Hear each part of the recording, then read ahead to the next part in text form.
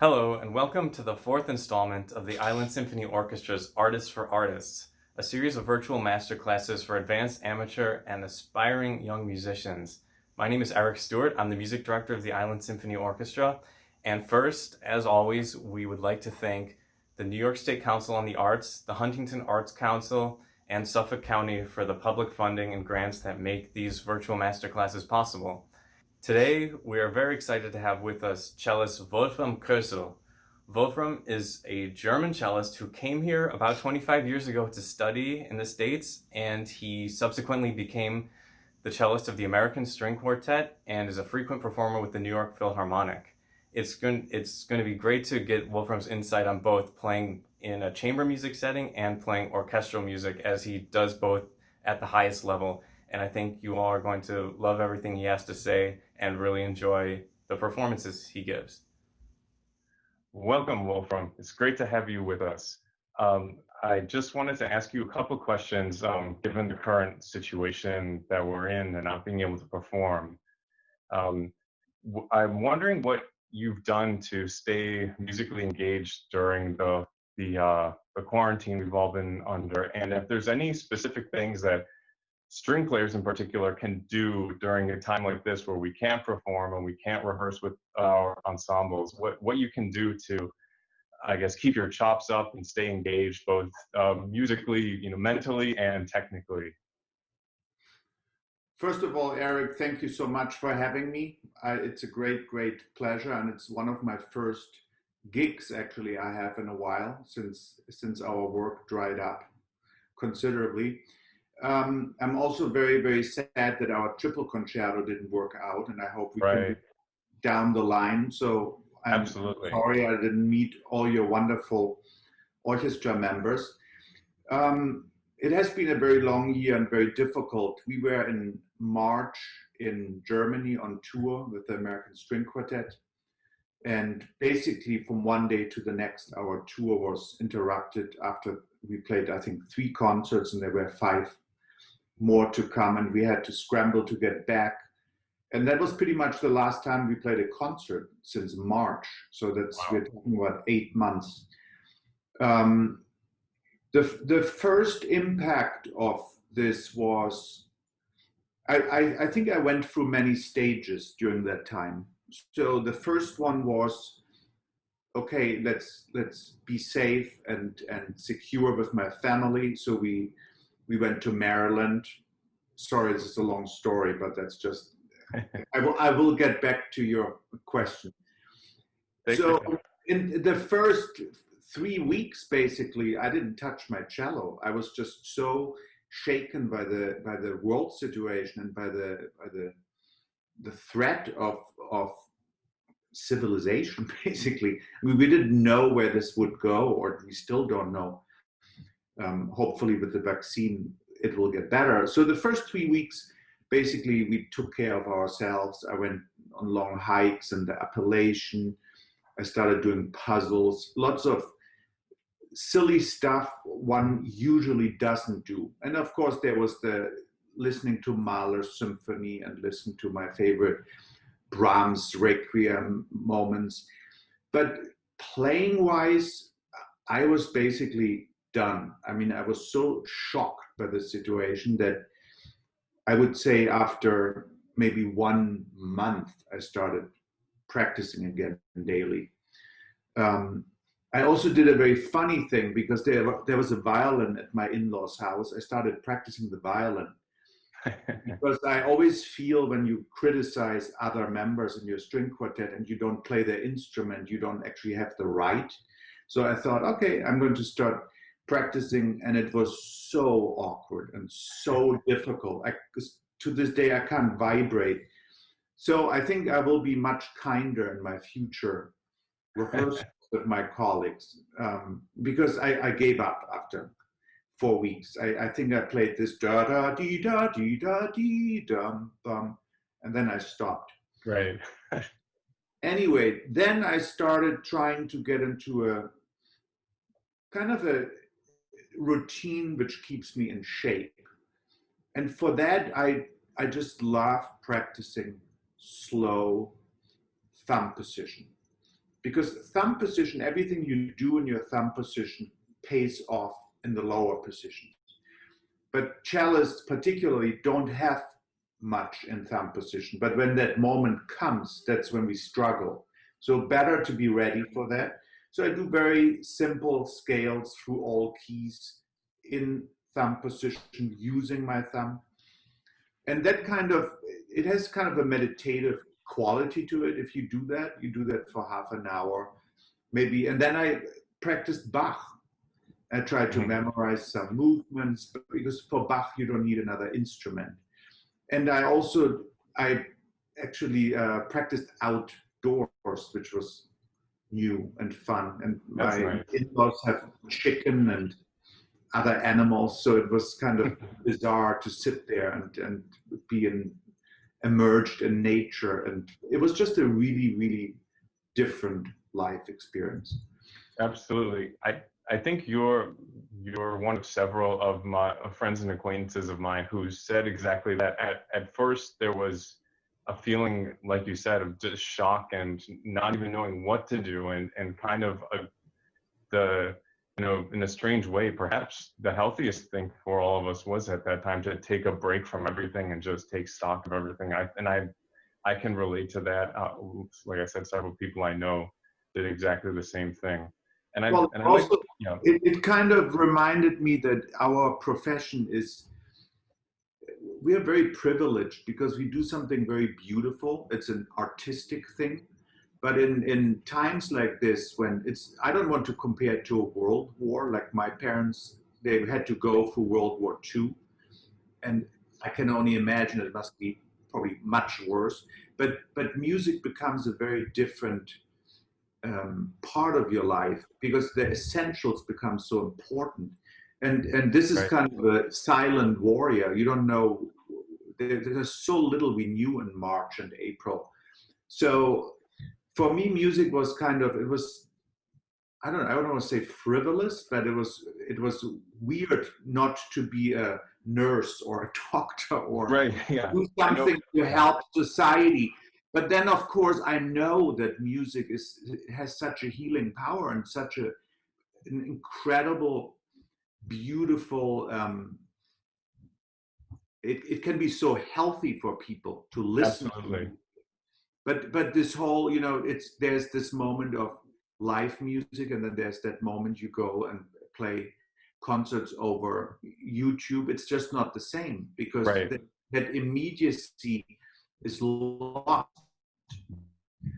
Right. So, which leads me to the next thing. Another thing which got me back into the inspiration for music was teaching. So I did start teaching a lot through Zoom and through FaceTime. Even people in China, Australia. We had to do our chamber music coachings at Manhattan School of Music, remote.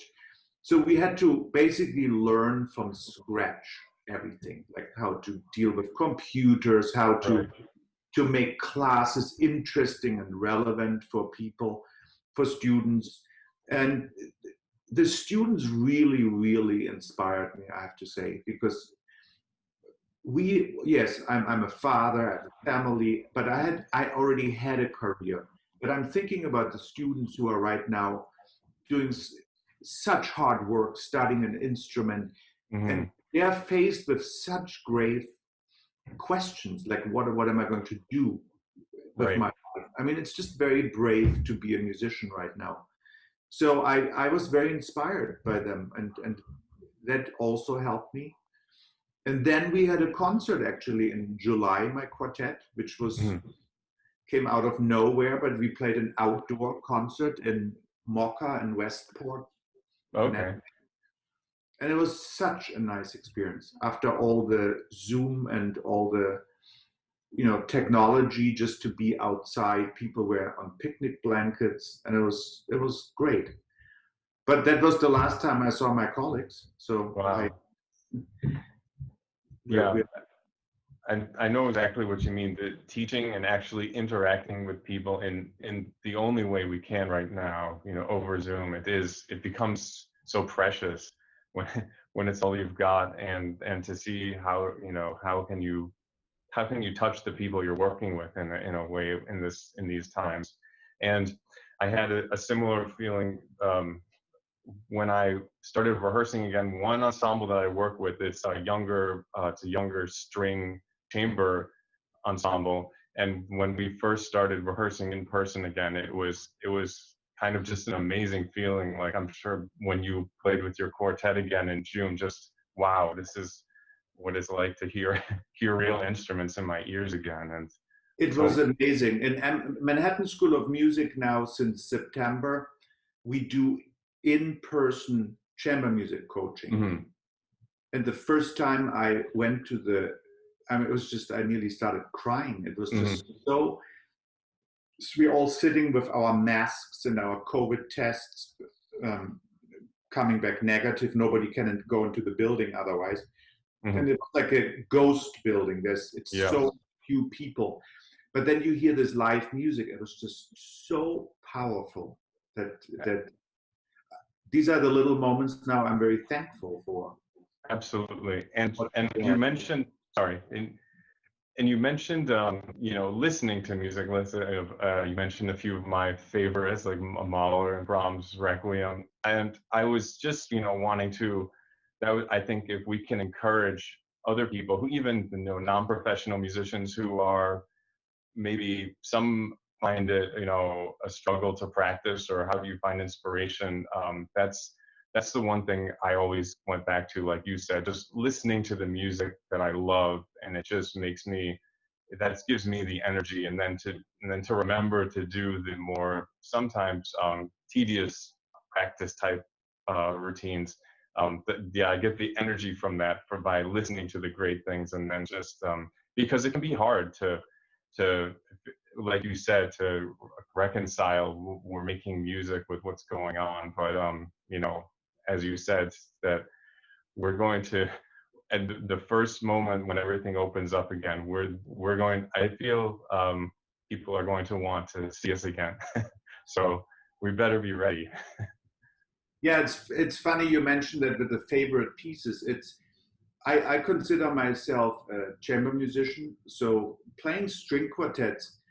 When I listen to music, I actually basically never listen to string quartets because that's Mhm. so close to home. I just love lush, big, romantic orchestra pieces. So that's why I say Mahler, Brahms. Of course, I love Beethoven, is my favorite, but Strauss, tone poems, Strauss operas, Sibelius symphonies, Tchaikovsky symphonies.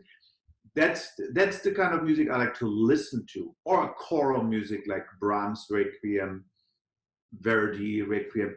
But because in the string quartet, the world is so transparent and so I mean, our dynamic range is just not like an orchestra, and also the coloration you get in an orchestra. So for me, in an orchestra, it's just a dream. It's also when I Mhm. sometimes sub with the New York Phil, I see people around me put their earplugs when it gets loud, and I'm just like the opposite. I'm like, I'm just bathed in that sound. But of course, they do it to protect their ear. But Right, right. this is the kind of things which keep me close to the music, is listening a lot, teaching, practicing moderately, not too, because if you don't have concerts, it's really like, I don't know, there's this Greek, the Sisyphus, right, who rolls up the stone, the Hmm. mountain, and always rolls back. It's a little bit, if you play in a quartet for 20 years, you try to play Beethoven 131 30, 40, 50 times, and you do it again and again. At one point, you're like, okay, how many times do I have to prove? Yeah, we can play it, and it's amazing. But you do it again and again. So this moment right now is also enjoyable because you can do other things.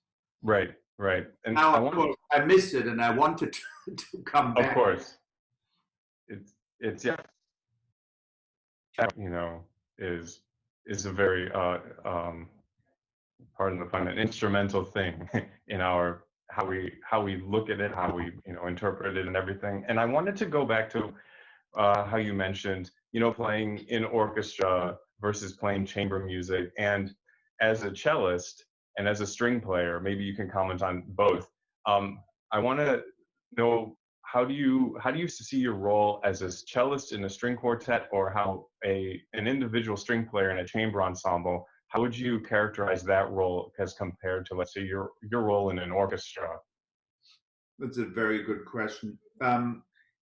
It's really totally different and yet the same. So here's the thing.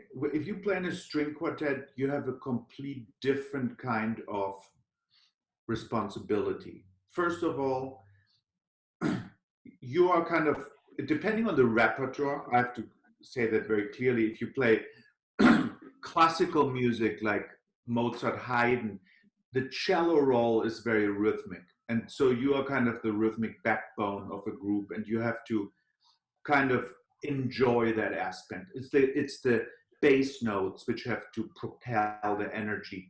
You play Bartok string quartets like Beethoven, the roles are much more equal. But nevertheless, you are the only cello there. If you play chamber music in this cello section of an orchestra, that's not a good idea. In an orchestra, you blend and you follow, unless you're the principal, which I'm not. So sometimes I am, but not in the New York Phil. So what you do is you look a lot and you follow a lot and you match a lot. And then that becomes like one instrument. But your role there is to take information and follow, just like the same with the conductor. Now in a string quartet, we don't have a conductor. So it's all about the rehearsal prep. It's about knowing the other parts. I think in a string quartet, it's probably even more important that you know the score. Like we come with scores to our rehearsal. We usually, before we even meet, know the piece. We can play it. We know the ins and outs. In an orchestra, it's not like that. You know, you look at your part, you can solve all the technical problems.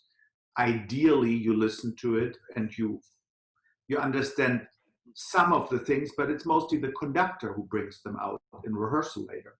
Mm-hmm. So your responsibilities, there's a funny thing, there's this group Orpheus Chamber Orchestra. Right. And they're a little bit like in between, because and I used to play with them for maybe 10 years in the 90s. And they are like a string quartet because they don't have a conductor. So every player there has a score. Everybody knows the piece. Of course, they don't play like Mahler symphonies, but I think they even tackled Beethoven Eroica or maybe even a Brahms symphony. Mm-hmm. But the preparation and the playing is very different in a string quartet or orchestra. Okay, and you mentioned something which I think is, for me, it's a fascinating topic, because when you talk about the string sound, the blend of a string section, and I mean, so many orchestras, their trademark is their string sound and how it comes across. And I was wondering if you could talk about that, especially for younger players who want to play with orchestra, and of course, amateur players who might play in community orchestras. What you think is the key to getting a unified string sound where it's, it sounds like just one big instrument, and all not only the section within itself, but then all the separate string sections can come together just to produce one big unified. Okay, so I think that there are different levels to answer that question.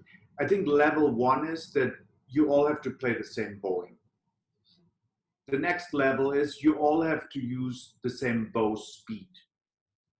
So very often people learn instruments in a different way.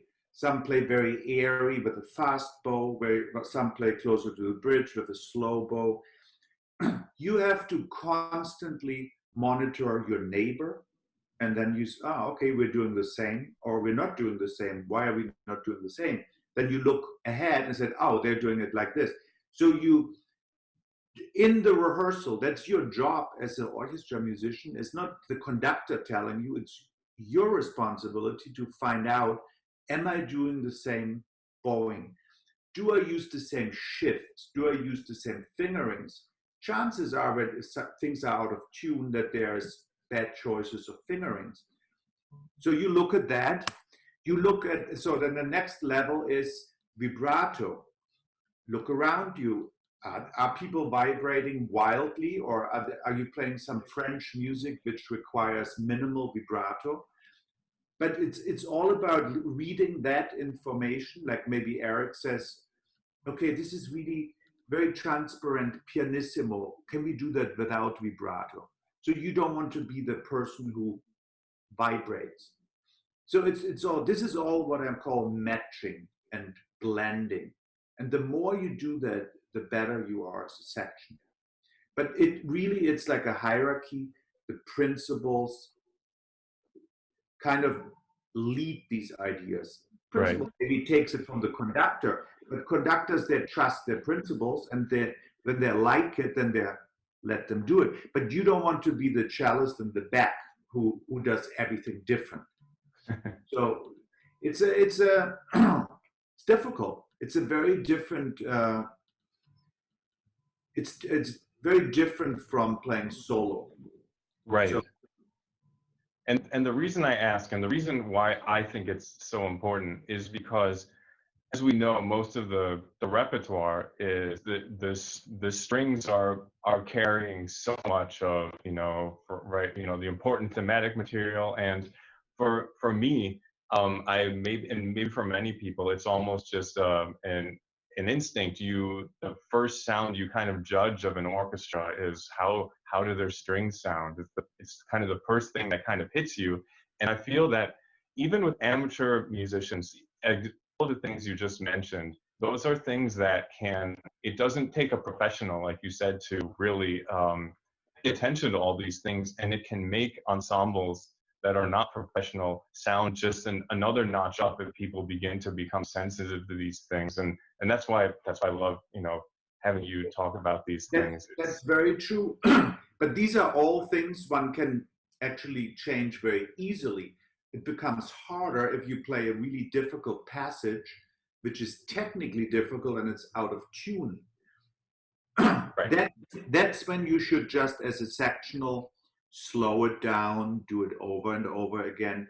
You can practice it at home. Maybe you could put a drone. Mm-hmm. My first violinist in my quartet practices with drones all the time, all his difficult passages, because you are in a key, so everything you play somehow relates to that key. So you can just you play E flat major, you put an E flat drone, and you play to that. If everybody does that work at home, it makes a huge difference at the next rehearsal. So you can't really hear yourself when you play in a section. So I think also when you, in an orchestra, you probably can't do that, but you can play parts as a string quartet. Like the principal could play that, and then you add people, and you see how that blends. I guess that's a rehearsal technique which doesn't really work, but I could imagine that, like, because in Orpheus, the first rehearsal was always the leaders are meeting. So it's just the string quartet. And then the next, and they make all the, fine decisions about bowings and dynamics and how to get from this section to this section. And then the tutti players come in. Okay. So that's an if you have a very solid leading string quartet, that's already a big help. Okay. Yeah. But again, don't forget, cello, viola, and bass, depending on the composer, have very different roles in an orchestra. I mean, the bass, how often do they play a melody? The bass is really so important for the foundation, for the rhythmic oomph. So it's like everybody has his own role. It's like in a watch, all the wheels are a little different. Yes, the violin plays the most melodies, no doubt. But then comes that one cello melody, everybody talks later about it, right? And then same with the viola. But they all have different roles. And so what I always find, I'm just throwing that out here, is that string players don't think enough about rhythm. And if you think about it, that one of the components of music when you play together, and it's a very important component, is rhythm. But string players talk a lot about the, lush sound and everything. But what happens usually when you play a melody is that you don't think about rhythm anymore. Mm-hmm. So usually string players drag when they play a melody. And then the cellists are like, hey, come on, let's go. And because things are not together. So it's because the melody players sometimes don't have enough rhythmic integrity, and the rhythmic players are too metronomic, or they don't imagine how the melody could be. So I think rhythm is an extremely important thing. Also in chamber music, if you play wrong notes, you still can stay together, but if you play a wrong rhythm, you just derail. And that's it. Right. And like you said, when you're talking about, cellos, the first violins, we often come back to the one principal thing, which is listening. So that's Exactly. But yeah. also know your role. Mm-hmm. It's like it's a roadmap at every. It's another thing in string quartet which I found when I coach. Fascinating. So you coach a piece, and you have four individuals, and they all think they're all equal. But at any given moment in the piece, one person is more important, and one person gives that cue, and one person is the one should listen to, and that's really the roadmap. And if things are not together, it means there's a lack of knowledge who's important. Right. Every entrance, every beginning of a note, every ending of a note, we know who is cueing that, or who we follow, or I'm cueing it. So but these things come from rehearsing. But I have it in my part even. I say Laurie, Peter, Dan. The more you write, the easier it becomes. And then you come to that moment and you just look over, and it works. Mm-hmm. But either you follow or you lead. But you don't want to like freeze like a deer in the headlight, right? Whose cue is that? So that's a typical quartet or chamber music mistake, that you don't know what to do. You just you don't know, oh, now I'm leading or now I'm following. Right. And I like how you mentioned specifically not just, the beginning of a note, but sometimes the end of a note. I just happened to, for my orchestration class, I just taught Dvorak this morning. And there's so many times where he will pass things off from one instrument to another instrument, and understanding that your line is not just disappearing, your line is being continued somewhere else. And so it's handed to somebody. Yes. So I'm really glad you mentioned that too. And also very often in quartet or orchestra, an entire section is holding a note and then cutting it off. Even if that's a cutoff with energy or without energy, has to be unified. It could be like a tapered note, you just like, but still it has to be together. You don't want to have people holding longer or shorter, or it can be a with like an energy cutoff. But all these things have to be together, and if they're not together, then it sounds less professional. Right.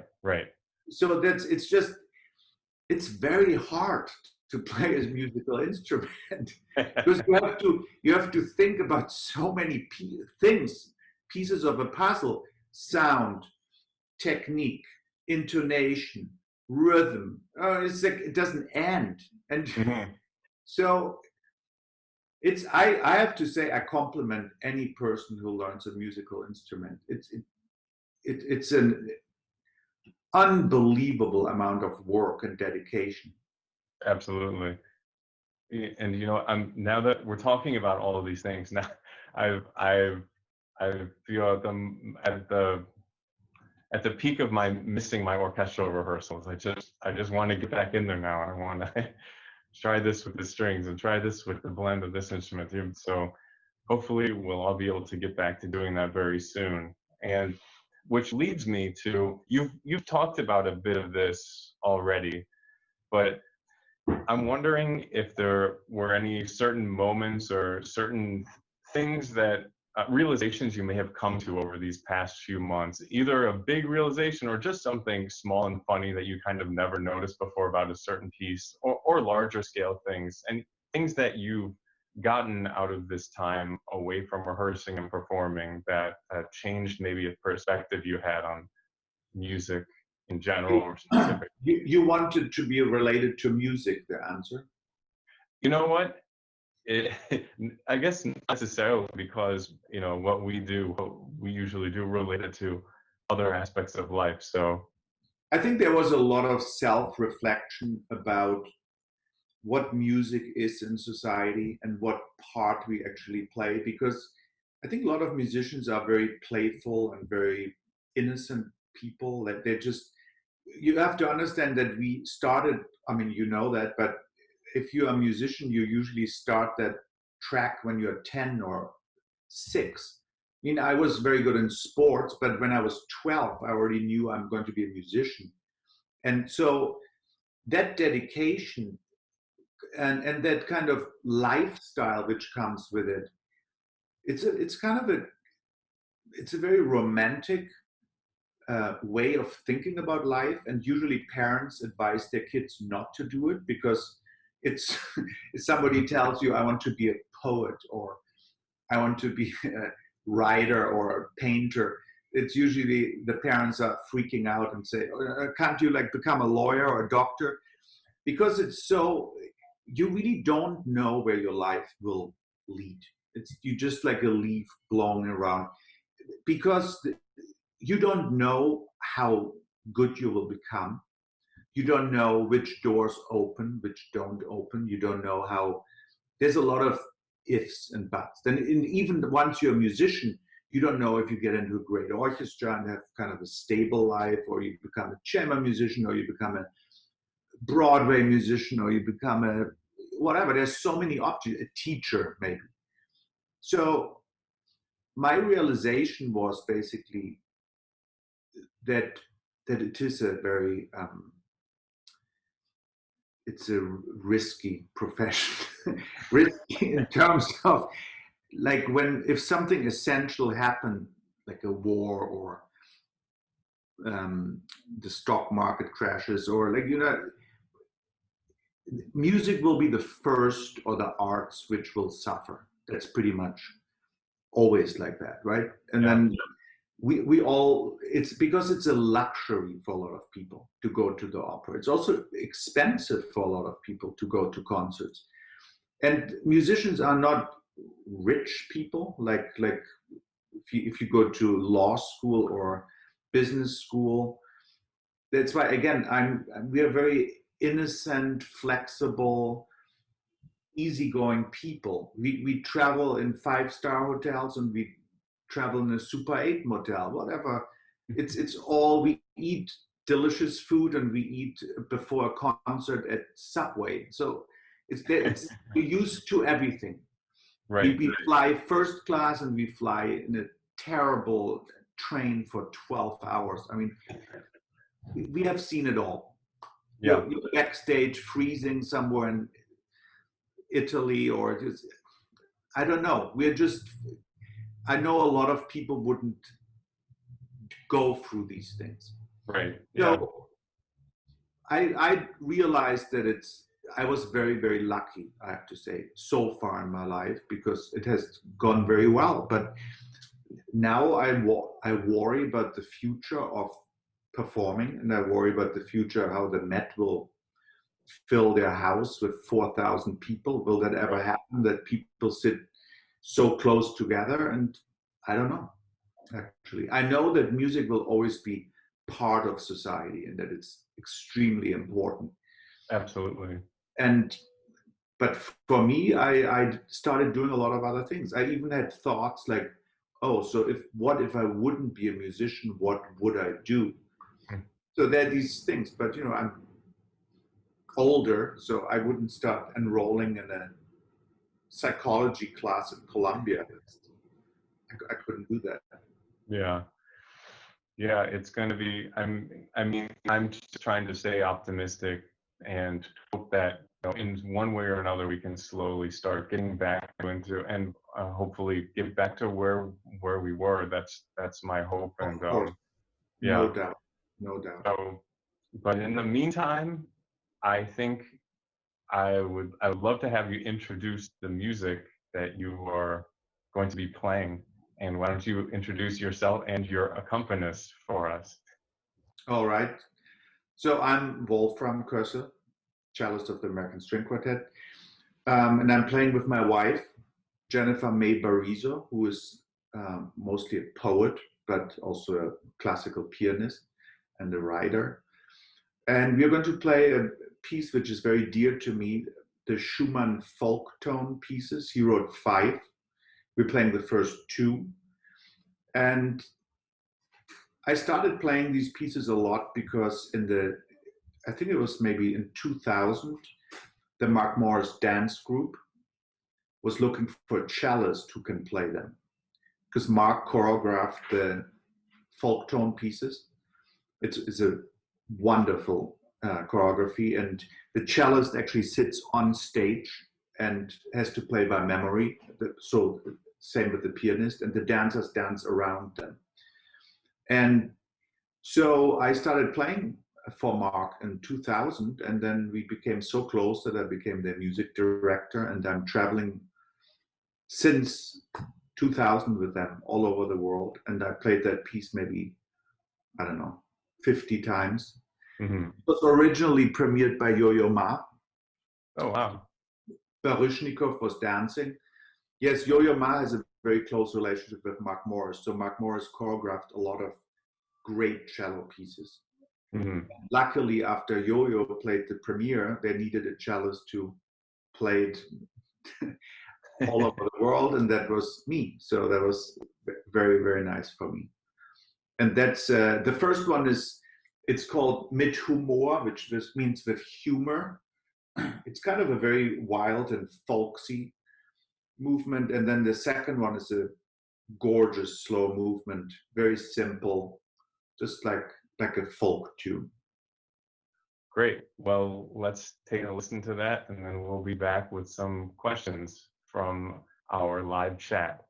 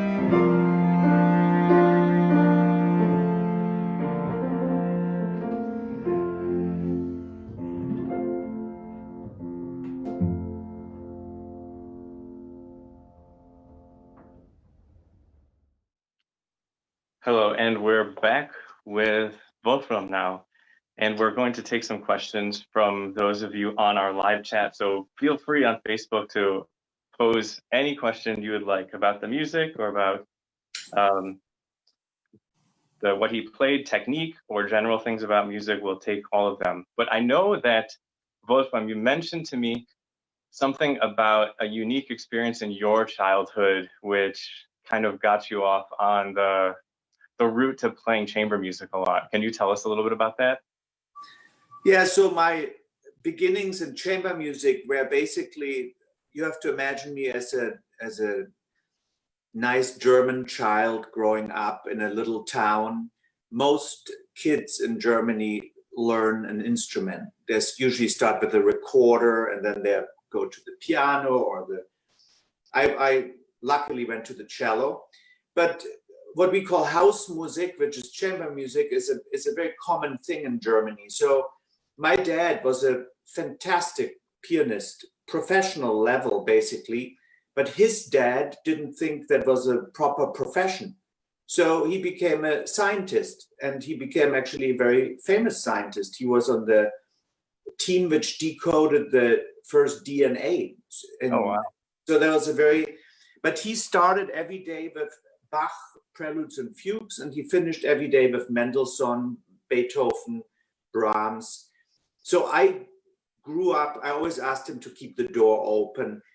Okay, so next step, I'm like 6, 7, and my dad always had doctors, lawyers, other scientists over, all amateur, we call them amateur, they were all fine musicians, but they would use my father because he could play anything. So they could, usually the piano part is the most difficult part in these chamber music settings.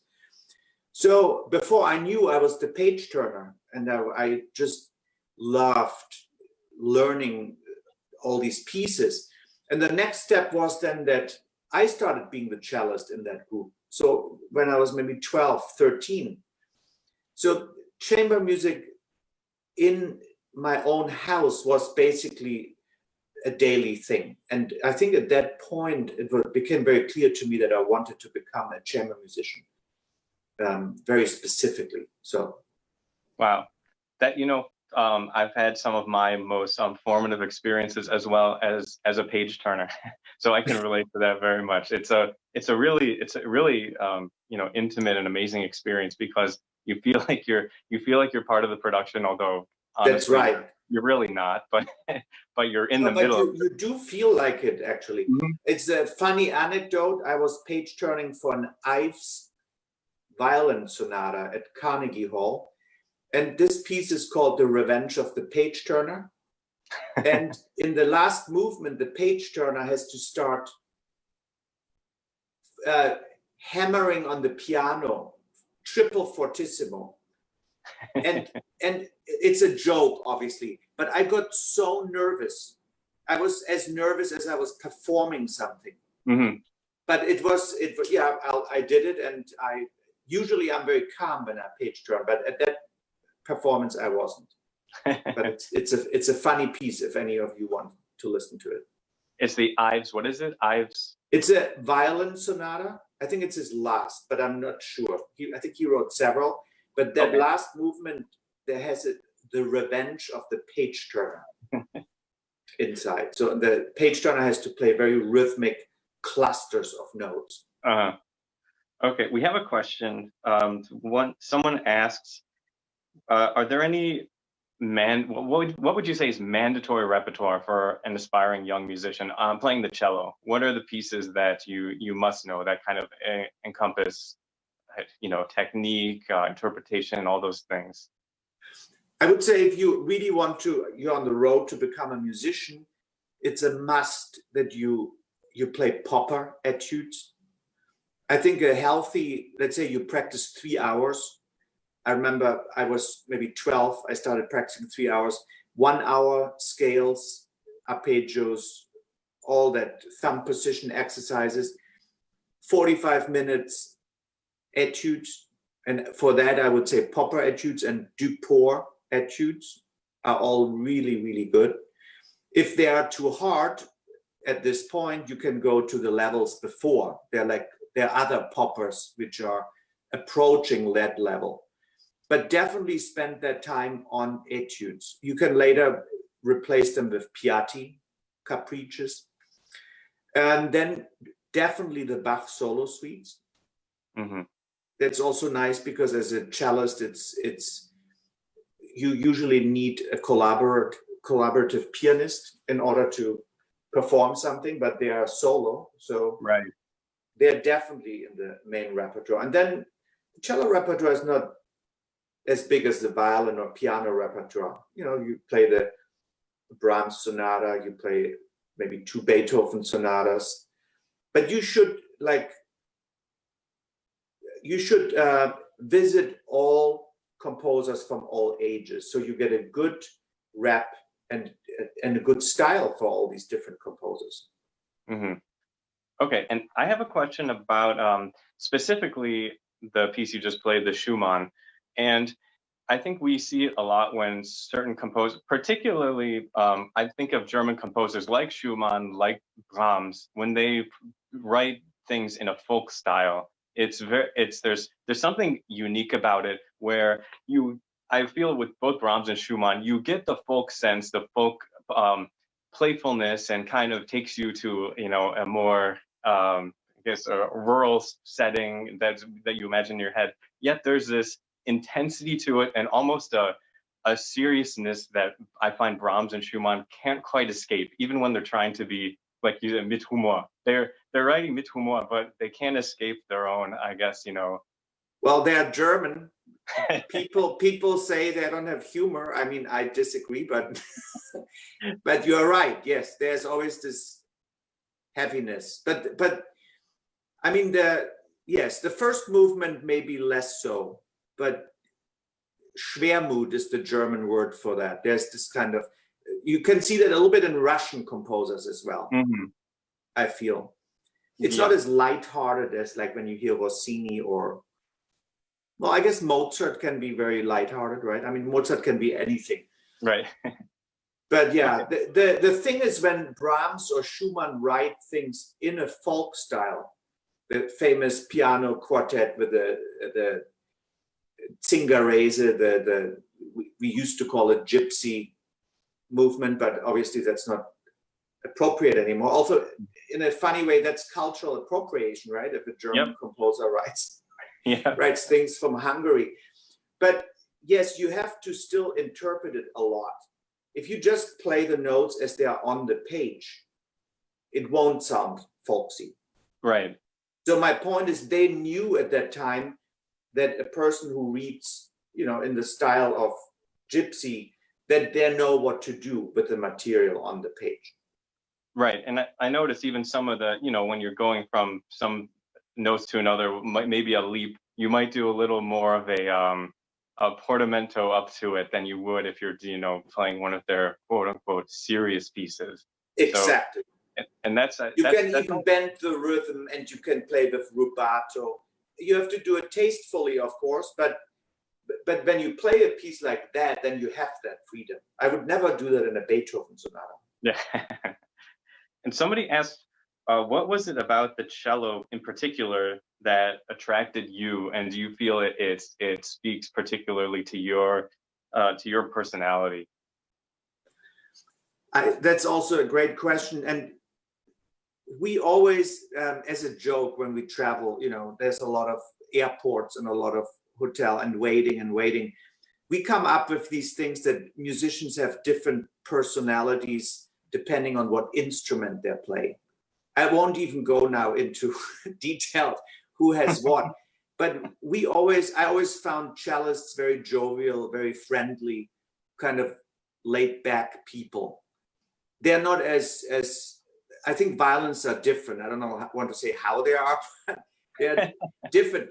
Cellos were always kind of cool people, but not yet like, well, I shouldn't, okay, I don't go there. But anyway, my parents started me on piano, which is a great foundation. Mm-hmm.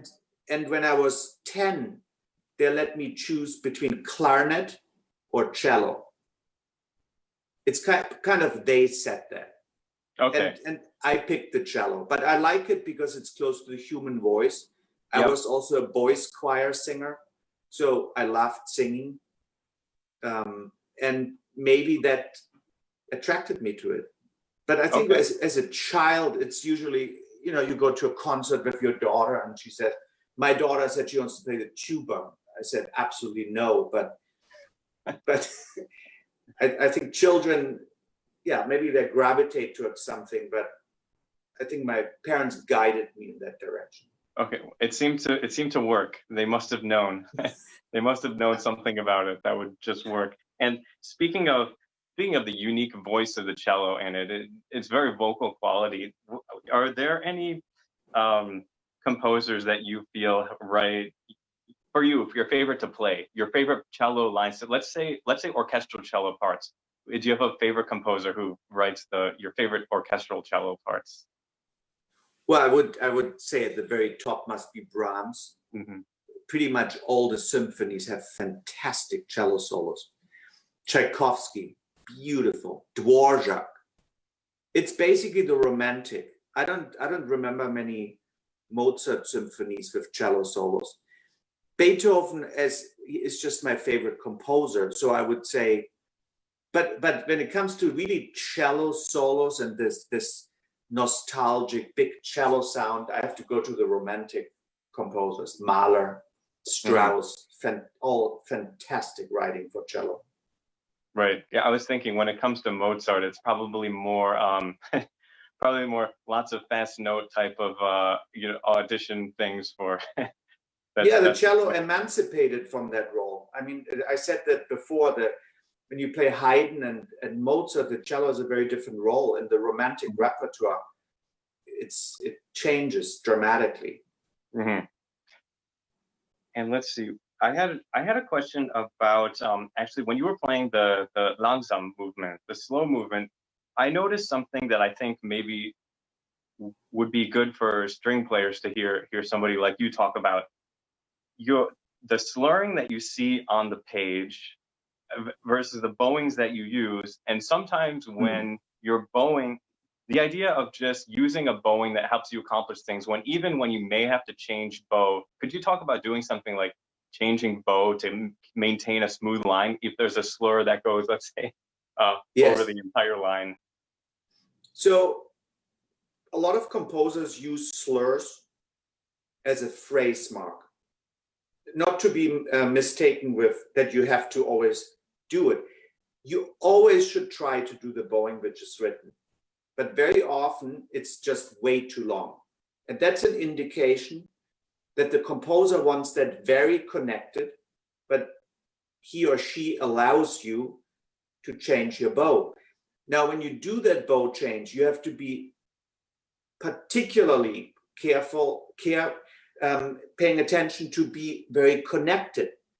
Now, one of the main string player mistakes when you do a bow change is that you get out of the string and back in. If you want to really connect a sound, I would recommend that you do exercises like you count to 4, and when you're at 4, you actually increase the pressure for your bow change. So it'll be something like this: 1, 2, 3, and 4. So on the end, you do like a crescendo into the bow change. You don't get out of the string, and that kind of really connects you to the next note. I don't know if that's too abstract, but no, I think when I hear you describe that, it almost sounds like you're using beat 4 as kind of thinking of it as a pickup, so you can feel a connection from take you into the next measure. Yeah, it's if you're a swimmer in a pool, you don't, when you're at the end of your lap, you don't get out of the water and then turn around and go back. No, you switch in the string, and this kind of glued to the string with a lot of pressure, or I would say contact pressure can be wrong. This is what is romantic playing. It's very different from when you play Haydn or Mozart, but that's what I'm trying to say. It's very important that a musician understands style, and a lot of people just play everything the same, but it's important to actually highlight what a composer had intended. Like, I like it when people played a little bit more stylistic, Bach and Mozart and Haydn, so that you can see a difference between a Mozart and a late Beethoven, or Mendelssohn is still closer to the classic composers than Brahms. So you shouldn't play Brahms like Mendelssohn. Schumann is different. So they all have their own individual way, and that's what you should try to go after in your in the way you interpret it and also your style. Yeah, and I'm glad you mentioned that, because sometimes there are things like that where stylistically playing something, let's say like Mozart on a string instrument, sometimes it may feel like bow changes and slurs. It almost may feel more self-explanatory than it might, and it might be a little counterintuitive when you get to romantic music, where you like have to be continuing a phrase while connecting a bow. And I find that it can have a counterintuitive feel to it. So you have to teach your physicality to do something that it doesn't naturally want to do. So when you play classic composers like Haydn, Mozart, early Beethoven, there's a lot of off the string playing. There's a lot of this kind of electric, jumpy, energetic, off the string playing. So if you play these composers and you just stay with your bow on the string, you kind of smother the sound, and the spark, or like, it should sound like you're drinking champagne or something. But it's elegant music, and it's very different, your bow use for these. Like, let's say you play a bum, bum, bum, bum, bum, bum, bum. Everything is kind of elegant and in a smaller dimension. You go to Brahms or your Tchaikovsky, that playing sometimes maybe in a scherzo works, but overall your bow use will be very different in a romantic setting. Yeah, absolutely. But it's hard. You have to, I teach it to my students, it's hard to leave the string, because gravity pulls your bow to the string. So in order to leave your string, you have to have a good firm hand position, kind of a triangle, and you have to be able to articulate every note off the string. It's very difficult. So if it doesn't work, don't be impatient, Eric.